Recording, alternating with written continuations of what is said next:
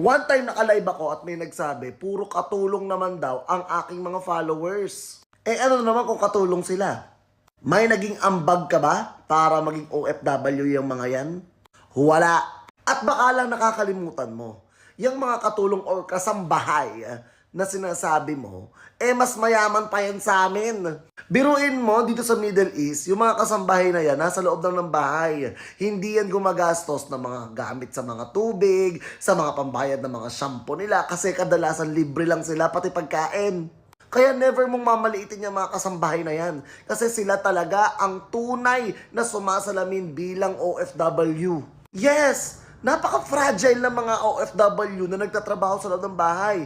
Sila yung malaki ang tsansa na mabugbog. Sila yung malaki ang tsansa na mapaggawaan ng hindi maganda. At karamihan pa nga sa mga kasambahay na ito, yan yung mga namumolestya o kaya naman kalungkutan nito ay binabawian ng buhay.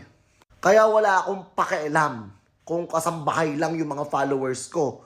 Dahil sila ang tunay na sumasalamin sa tunay na OFW.